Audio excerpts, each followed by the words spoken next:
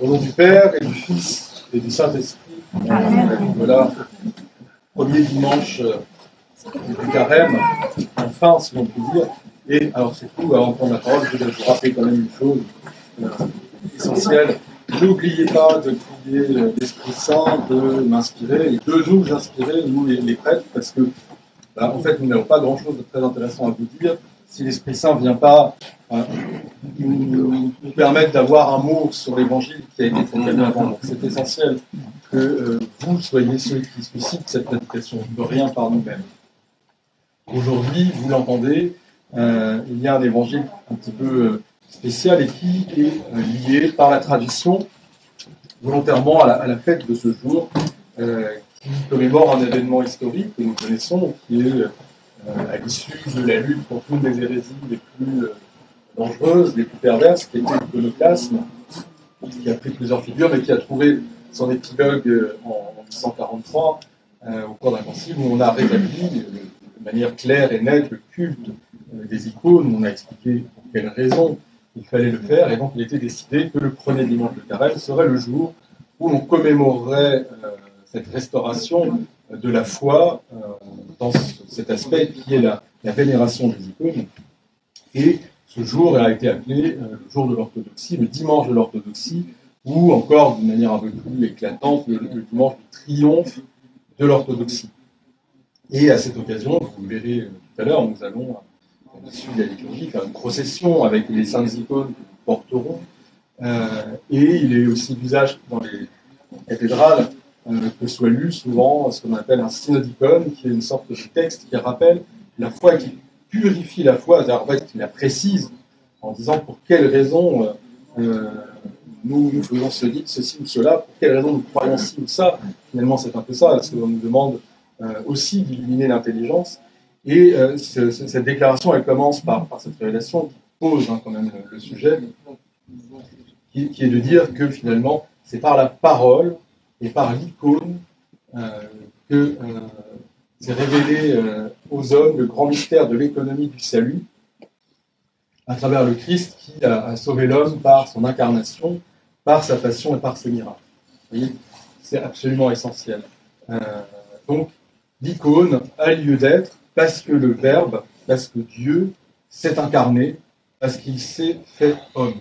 Et parce qu'il s'est incarné, parce qu'il a pris notre nature, celle qu'il a créée, parce qu'il vient dans la matière, il est légitime de le matérialiser, contrairement à avant l'incarnation, où il ne pouvait pas faire d'image d'homme représentant Dieu, qui n'était pas encore incarné, qui n'était pas perceptible sous la chair. Et bien là, son incarnation, l'icône permet d'en témoigner. Ça permet de témoigner que Dieu s'est fait homme, qu'il est matière, et que nous avons accès à lui dans la matière. Alors, c'est important parce que l'introduction de ce icône que je vous disais, cette fête du triomphe de l'orthodoxie, ce pourquoi de l'icône, pose la réalité qui est l'incarnation, et l'incarnation qui permet le salut. Pourquoi ? Eh bien parce que l'incarnation, c'est tout simplement, il n'y a plus du tout la moindre séparation entre Dieu d'un côté et l'homme de l'autre. C'est terminé. Dieu et l'homme sont unis définitivement, ils ne font plus qu'un. L'homme se trouve dans le corps du Christ par cette incarnation. C'est une réalité qui se réalise tout particulièrement lorsque nous recevons le Saint Baptême. C'est pour ça, bien sûr, vous savez que le temps en carême est un temps de préparation à la Pâque, est un temps de préparation au baptême qui est notre façon de recevoir le mystère de la résurrection. C'est pour ça qu'on nous place les choses comme ça et qu'on commence, qu'on entre, qu'on initie ce grand carême par la révélation puissance de l'icône.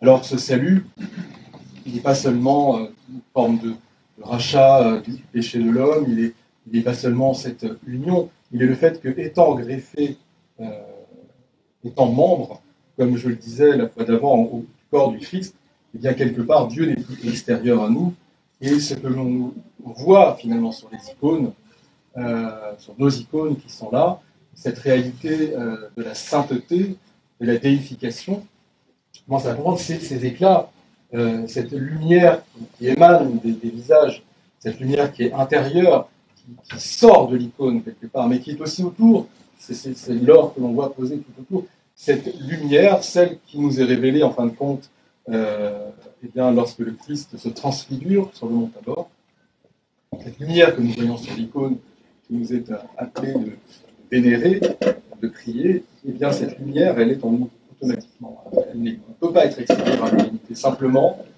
ceux qui parviendront par le repentir, par l'ascèse, à devenir un peu comme un miroir de cette grâce dont on l'a manifesté, ce sont les saints, ce sont ceux qui, eux, sont sur ces icônes. Et donc cette lumière sort d'eux, cette lumière de la grâce, elle est déjà là. Ce n'est pas quelque chose qui ne serait pas présent. Bien, elle va sortir, elle va se manifester, lumière intérieure dans le cœur, lumière extérieure. Qu'est-ce que cela veut dire? Bien, cette lumière, c'est la grâce, les énergies divines incréées qui sont là. C'est la grâce de Dieu.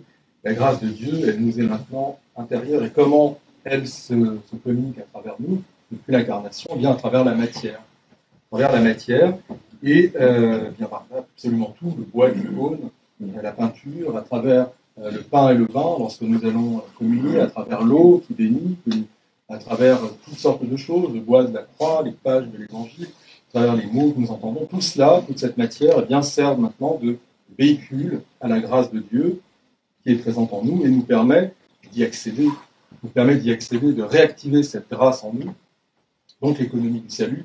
Voilà comment elle se perpétue, et notamment, bien sûr, de manière centrale, tout ça vient réactiver le baptême que nous avons reçu, et nécessite, le mot est un peu particulier, un peu incorrect, mais j'en trouve pas d'autre, d'être réactivé, si l'on veut, par une communion régulière et fréquente, puisque c'est vraiment le cœur de toute chose, qui nous permet de réactiver l'action de ces sacrements. Mais enfin, voilà, parmi ces sacrements s'activent de la même manière que lorsque nous vénérons l'icône, eh bien c'est ce qui se produit, nous nous approchons de l'icône. Nous faisons un premier signe de croix pour confesser la réalité du Père, parce que tout cela, c'est un mystère qui est automatiquement trinitaire. Le Père, donc, qui permet l'incarnation du Fils, c'est notre deuxième signe de croix, donc l'icône est là, matériel. Nous l'embrassons lorsque c'est possible, on n'a pas un masque, nous la touchons. Et là se communique à nous la grâce que nous voyons de cette énergie de l'Esprit Saint, cette lumière se communique à nous, et c'est l'Esprit Saint que nous faisons le dernier signe de croix. Il faut aussi nous prosterner pour nous manifester l'incarnation du Verbe à la deuxième fois. Ce qu'on appelle l'orthopraxis, c'est le mode de vie qui nous permet, nous aussi, de manifester notre foi, de manifester ce en quoi nous croyons, parce que c'est une réalité, et quelque part, oui, on peut le dire, une réalité matérielle, une réalité concrète, qui nous permet finalement d'accéder à ce salut en voyant Dieu à travers l'icône, en entendant à travers sa parole, comme je le disais tout à l'heure, qui est l'évangile, qui est aussi ce que l'on entend avec l'évangile, en recevant à travers toutes les formes de l'Eucharistie, de tous les mystères, à travers la matière, et donc principalement effectivement avec ces icônes qui nous permettent de constater aussi le but qui est tout ça, ce que je disais, au-delà du salut, au-delà de pourquoi il y a cette lumière de la grâce qui va se restituer en nous, bien c'est pour parvenir à la déification. Dieu finalement n'est pas que nous sauver, il veut nous rendre participants autant qu'il est possible à ce qu'il est, à sa grâce, et faire de nous des dieux, ce qu'il est devenu pour ça un homme. Et donc, voilà, le but final, c'est ça, c'est ce que l'on voit dans ces icônes, cette image que le Christ a placée en nous, dans chacun de nous, et que nous allons essayer de restituer voilà, dans la lumière de cette grâce intérieure. Ça, c'est cet aspect tout à fait essentiel. L'icône, comme les autres mystères, nous permettent finalement de ressentir, d'avoir la sensation de la grâce. Une phrase vraiment très très belle que prononce Saint Grégoire le Sinaïte, avoir la sensation de la grâce. Voilà. Tout ça, c'est pas juste une idée, c'est pas juste un article de foi, c'est quelque chose que nous sentons. Nous pouvons, avec notre être, tout ce qu'il compose, corps et âme, le recevoir, le sentir, avoir cette sensation de la grâce, comprendre cela. Et c'est pour ça que l'Église, dans sa clairvoyance extraordinaire, place aujourd'hui cet évangile de Nathanaël et le Christ, de Philippe, Nathanaël et le Christ, vient pour nous montrer comment un homme, un Nathanaël, qui était dans le doute au sujet du Christ, lorsqu'il était loin de lui, là-bas sous le figuier, et à partir du moment où il va se rapprocher de lui, il va le voir comme nous rapprochons de l'icône, et bien il va croire, il va se convertir, croire et le suivre parce qu'il aura vu, parce qu'il aura été vu. Vous voyez, nous avons d'abord le Christ appelle Simon, qui devient Pierre, le premier, puis ensuite Philippe, et Philippe, bien saisi de l'apostolat, il va faire la même chose, il va trouver Nathanaël qui est un vrai Israélite, c'est-à-dire un homme qui est vraiment un ascète qui a aucun problème, toute sa vie est centrée autour de Dieu, de sa connaissance et de la venue du Messie.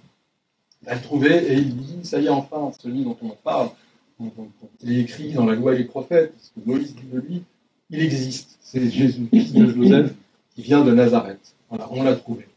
Alors, cette phrase de Nazareth peut-il devenir quelque chose de bon? C'est une phrase, bon, à Nazareth, c'est la Galilée, c'est le pays, c'est les nations, ce ne sont pas les Juifs versés dans la révélation, dans l'Alliance, donc ils ne savent pas. Donc, ça, vous le savez. Il n'y a pas que ça. Les pères nous disent, c'est assez intéressant, Saint Nicolas Velimirovitch reprend ça, ils disent qu'en fait, Nazareth, c'est souvent l'emblème du cœur aussi pour nous. Et donc, lorsque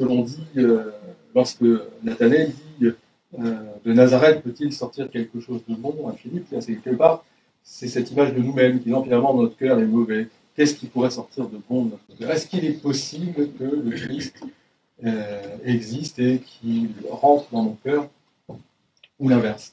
C'est tout ce doute de l'homme. Et que lui dit Philippe, une phrase extraordinaire, viens et vois. Viens et vois. Voir Dieu, c'est ça. Voir Dieu, l'économie du salut peut permettre cela. Hein. C'est d'où la lumière sur les icônes, d'où l'icône qui nous permet d'anticiper cette vision de Dieu. On ne pourrait pas voir Dieu là tout de suite aujourd'hui. Alors il se cache, il se restreint dans sa manifestation et son énergie. Il sera accessible à nos yeux parce qu'il est possible pour nous de supporter l'icône. Voilà. Donc et là c'est pareil, bien et voit. Et là il voit le Christ. Vous connaissez le dialogue, je ne vais pas le reprendre, mais il convainc finalement Nathanaël, non pas par un miracle, par quelque chose comme ça, ni par une citation ou un enseignement. Il lui dit tout simplement, tout à l'heure, tu étais loin, je t'ai vu. Quand tu étais sous le figuier, je t'ai vu. Et là encore, les pères nous disent être sous le figuier. Celui qui dormait sous le figuier parce qu'il faisait trop chaud, c'est Nathanaël, harassé par sa journée, c'est l'homme dans sa faiblesse, l'homme chuté, l'homme pécheur, c'est nous au quotidien. Eh bien, Dieu nous voit. Le Christ nous voit. Il nous voit le premier. Hein. Après vient, on voit, Nathanaël voit le Christ, alors il croit parce qu'il voit que Dieu a cette miséricorde de voir l'homme d'abord. Tu verras bien plus que ça, évidemment. Mais entendons cela, l'icône aussi, c'est ça. C'est-à-dire que c'est aussi Dieu qui nous regarde, Dieu qui nous voit, pas seulement nous qui pouvons voir Dieu. Dieu nous voit en premier. Dieu nous voit en premier, Dieu nous regarde en premier, et nous avons cette présence divine de Dieu qui est là, de sa mère, de tous ses saints et ses anges, qui nous manifeste cette présence permanente dans ce que nous constituons l'Église, c'est-à-dire le corps mystique du Christ. C'est pas autre chose. Vous savez, l'Église, c'est pas une sorte d'institution qu'il faudrait préserver à tout prix, d'une manière culturelle ou civilisationnelle ou imposée par les armes pour sauver la planète, comme ça, c'est pas ça du tout. C'est cette union sans limite entre Dieu et l'homme, c'est cette communion sans limite entre tous les humains dans lesquels réside la grâce de Dieu, que le Père place et que l'Esprit communique, et dans l'optique de nous déifier tous, voilà, tous tout autour, comme ces icônes. C'est très intéressant pour nous de nous replacer dans ce que c'est vraiment ce que nous faisons là. Nous entamons, la cesse qui est déjà quand même un petit peu entamée, avec cette grâce inouïe de pouvoir être vu par Dieu, de le voir et de le vénérer à travers ces saintes icônes et d'en recevoir la grâce. À notre Dieu soit honneur et gloire pour les siècles et des siècles. Amen.